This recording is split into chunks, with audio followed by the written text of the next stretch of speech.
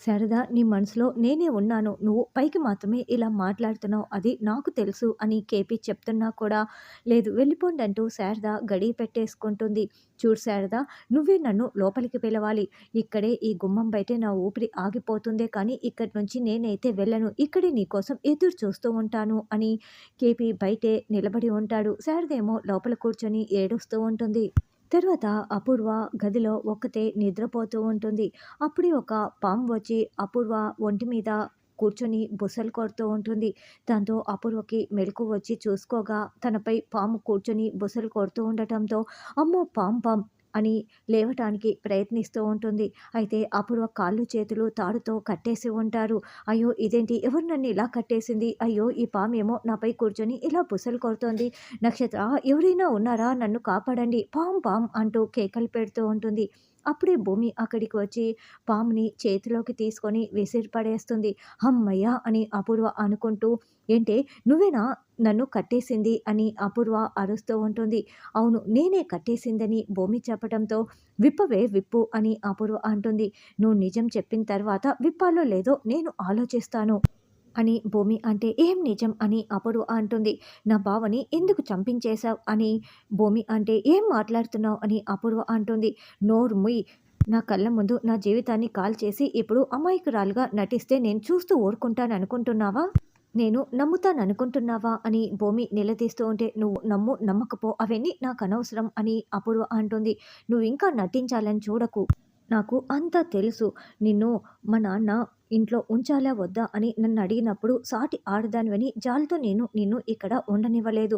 నువ్వు సూర్య కలిపి చేసిన కుట్రల్ని నీతోనే నిజం బయట కక్కించటానికి నేను నిన్ను ఇక్కడ ఉండనిచ్చాను. ఈరోజు పాము వస్తుంది, రేపు ఇంకొకటి వస్తుంది. నీకు ఇక్కడి నుంచి దినదిన గండమే. నేనేం చేశాను, నా బావ ఏం చేశాడు, నీకు నా మీద కదా కోపం. మరి నా బావని ఎందుకు చంపించేశావు? నీ నోటితోనే నేను నిజాన్ని బయట పెట్టిస్తాను అని భూమి చెప్తుంటే, నేనేం చేయలేదు అని అపూర్వ అంటుంది. లేదు, నువ్వే చేశావు. నేను నీ చేత నిజం కక్కిస్తానని చెప్తున్నాను కదా. పాము కాటు వల్ల చనిపోవటం కంటే ఆ మనస్సాక్షి వేసే కాటు వల్ల చనిపోవటం ఎలా ఉంటుందో ఇప్పటి నుంచి నేను నీకు చూపిస్తాను అని భూమి వార్నింగ్ ఇచ్చి వెళ్తుంది. ఏ ఏ కట్లు విప్పేసి వెళ్ళు. ఏంటి అలా వెళ్ళిపోతున్నావు? ఇదేంటి, మళ్ళీ ఆ పాము వస్తే ఇంకేమైనా ఉందా? ఇది అన్నంత పని చేస్తుందా ఏంటి? ఎవరు వచ్చి కట్లు విప్పేవారే లేరా అని అపూర్వ విలవిల్లాడిపోతూ ఉంటుంది. రాత్రైన తర్వాత శారద కిటికీలో నుండి చూడగా ఇంకా కేపీ అక్కడే నిల్చొని ఉంటాడు. ఇక శారద ఏడుస్తూ బయటికి వచ్చి, ఎందుకండి మీరు ఇంకా ఇక్కడే ఉన్నారు అని నిలదీస్తూ ఉంటుంది. చూడు శారద, నేను అన్నింటినీ వదిలేసి వచ్చాను, నీకోసమే తోడుగా ఉంటాను అని కేపీ చెప్తుంటే, చూడండి వాడు వస్తాడన్న చిన్న ఆశ నన్ను బ్రతికిస్తూ ఉంది. మీరు ఇంట్లోకి రాకండి. అది వస్తే నాకు ఆ ఆశ కూడా పోతుంది. కాబట్టి నన్నుగా ఉండనివ్వండి. నేను వాడి కోసం ఎదురు చూస్తూనే ఉంటాను. మీరు మాత్రం లోపలికి రావటానికి వీల్లేదు. ప్లీజ్ నన్ను ఏడిపించకండి అంటూ దండం పెట్టి లోపలికి వెళ్ళి గడియ పెట్టేసుకొని నిద్రపోతుంది. తెల్లవారిన తర్వాత కూడా కేపీ ఇంకా అక్కడే కూర్చొని ఉంటాడు. శారదేంటి ఇంకా లేవలేదే అని కేపీ డోర్ తెరుచుకొని లోపలికి వచ్చి చూడగా శారదకి ఫుల్ జ్వరంగా ఉంటుంది. ఒళ్ళంతా చాలా వేడిగా కాలిపోతూ ఉండటంతో, అయ్యో!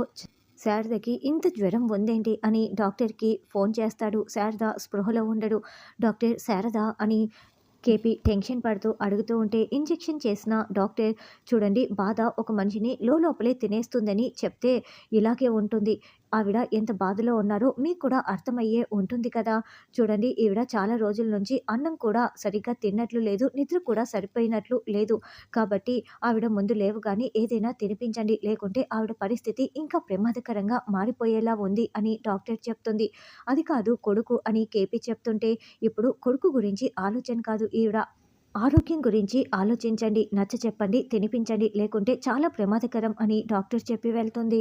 శారద ఎప్పుడెప్పుడు కళ్ళు తెరుస్తుందా అని కేపీ సేవలు చేస్తూ ఎదురు చూస్తూ ఉంటాడు. శారద మెల్లగా కళ్ళు తెరవగానే, శారద శారద లేచి కూర్చో, ఏమైనా తినాలి శారద, ఇలా ఉంటే ఎలా అని తినిపించబోతూ ఉంటే, లేదండి నా కొడుకు రాకుండా నేను ఎలా తింటాను అని శారద ఏడుస్తూ ఉంటుంది. చూడు శారద, వాడు వస్తాడని నువ్వు నమ్ముతున్నావు కదా, మరి వాడు వచ్చే లోపల నువ్వు ప్రాణాలతో ఉండాలి కదా. ఇలా తినకుండా ఉంటే ఎలా శారద, శక్తి కావాలి కదా, నువ్వు ప్రాణాలతో ఉంటేనే కదా నీ కొడుకుని, మళ్ళీ తిరిగి వచ్చిన కొడుకుని చూసుకునేది. నా మాట విను శారద అని కేపీ బతిమలాడుతూ ఉంటాడు. చూడు శారద, నువ్వు తల్లిగా వాడికి అన్నీ చేశావు, కానీ నేను ఏం చేశాను చెప్పు? నా బాధ ఇంకా చాలా ఎక్కువ శారదా. వాడు లేడన్న బాధ నాకు కూడా ఉంది అని నచ్చచెప్తూ తినిపిస్తూ ఉంటాడు. తింటున్న శారదకి పొడమాలి దగ్గు వస్తూ ఉంటుంది. ఏవండీ నా కొడుకే నన్ను తలుచుకుంటున్నాడండి. నేను వాడికి గోరు ముద్దలు తినిపించేదాన్ని. ఇప్పుడు నేను నా కొడుకుని తలుచుకుంటూ తినాల్సి వస్తుంది అని శారద ఏడుస్తూ ఉంటుంది.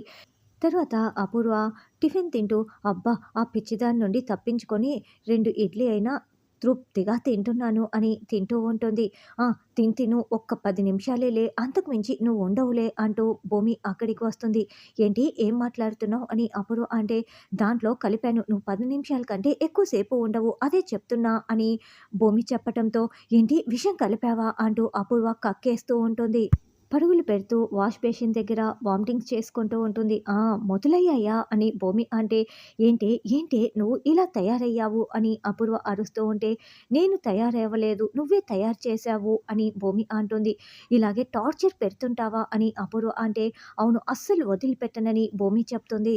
అపూర్వ వాటర్ తాగుతూ ఉంటే, ఇదే 5 నిమిషాలు అందులో కూడా కలిపానని భూమి చెప్పటంతో అపూర్వ పరుగులు పెడుతూ వాటిని కూడా ఊసేసి, ఏంటే నన్ను ఏది తిన్నివ్వు తాగనివ్వవా అని అపూర్వ అంటుంది. అవును అంతే కదా అని భూమి చెప్తుంది. ఇప్పుడు చూడు, ఇది యాపిల్ కదా, దీన్ని కట్ చేయలేదు, ఇందులో నువ్వేం కలపటానికి కుదరదు, ఇప్పుడు చూడవే నువ్వు కంత్రి అయితే నేను జగత్ కంట్రీని అని యాపిల్ కొరుకుతుంది.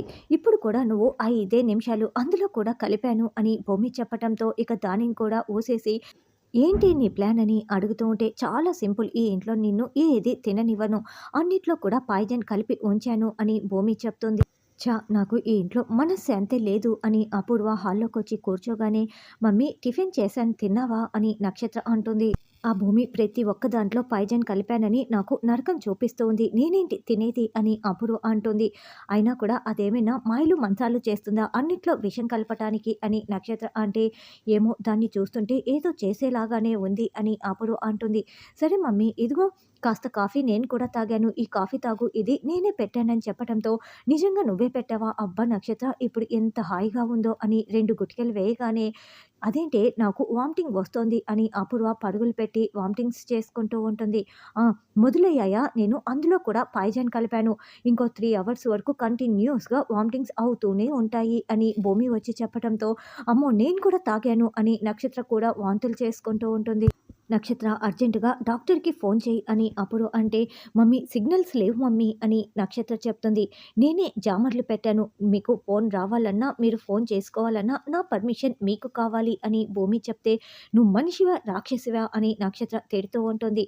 మీకంటే నేను చాలా మేలు, నాకు జరిగిన అన్యాయానికి మీరు మూల్యం చెల్లించుకోవాలి అని భూమి చెప్తుంది.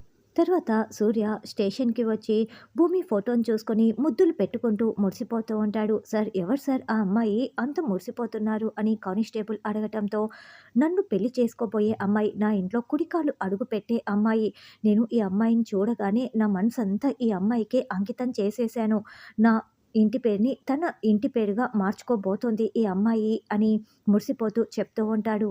తర్వాత చెర్రీ టీ అబ్బాయికి కాస్త డబ్బులు ఇచ్చేసి, టీ అబ్బాయిలాగా ముఖానికి కండువా చుట్టుకొని లోపలికి వచ్చి కానిస్టేబుల్స్ అందరికీ కూడా టీ ఇచ్చి వెళ్తారు. రే ఏంటి ఆ కండువా అలా ముసుగు వేసుకున్నావు అని కానిస్టేబుల్ అడగటంతో, అంటే కొంచెం జలుబు చేసింది సార్ అని చెర్రీ కవర్ చేస్తాడు.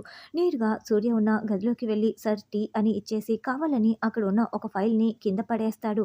రే బుద్ధుందా చూసుకో అక్కర్లేదా అని సూర్య తిడుతూ కిందికి వంగి ఆ ఫైల్ తీసుకుంటూ ఉంటే, టేబుల్పై ఉన్న సూర్య మొబైల్ని చెర్రీ మెల్లగా తన జేబులో పెట్టేసుకుంటాడు. సారీ సార్ అని చెర్రీ చెప్తూ ఉంటే, ఇంకోసారి నా కంటికి కనిపించకని సూర్య ఫైల్ సర్దుకుంటూ ఉంటాడు. చెర్రీ ఆ మొబైల్ తీసుకొని బయటికి వచ్చేసి, అన్నయ్య నాకున్న కోపానికి వీడిని చంపేయాలన్నంత కోపం వస్తుంది, వీడు చచ్చాడనుకో ఏం జరిగిందో తెలుసుకోవటం చాలా కష్టమైపోతుందన్నయ్య, ముందు ఈ మొబైల్ తీసుకున్నాను కదా, ఇందులో వీడు ఎవరెవరితో మాట్లాడుతున్నారు మొత్తం కూడా కనిపెడతాను, నేను అన్నీ కనిపెడతానన్నయ్య, నీకోసమే ఇదంతా చేస్తున్నానని చెర్రీ అనుకుంటూ ఉంటాడు.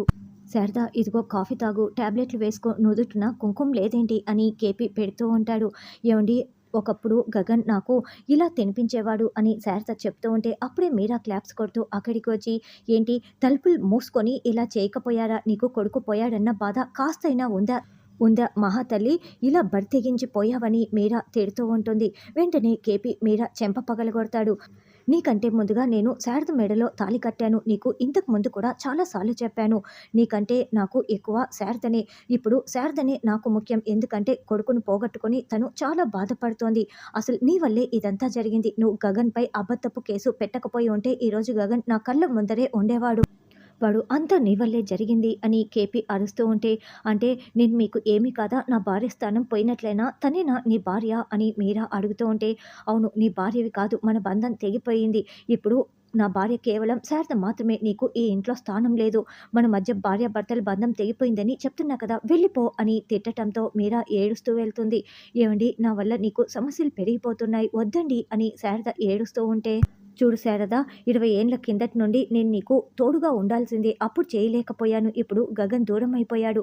ఇప్పుడు కూడా నన్ను దూరంగా పెట్టకు. నేను నీకు అన్ని మంచి చేయటం కోసం ఇప్పటి నుంచి ఎవరినైనా సరే ఎదిరిస్తాను అని కేపీ చెప్తాడు. కొడుకుని దూరం చేసుకున్నాను. ఇప్పుడు అందరూ ఏదో ఒకటి అంటున్నారు. నేను చాలా అలసిపోయానండి అని శారద విలవిల్లాడిపోతూ ఉంటుంది.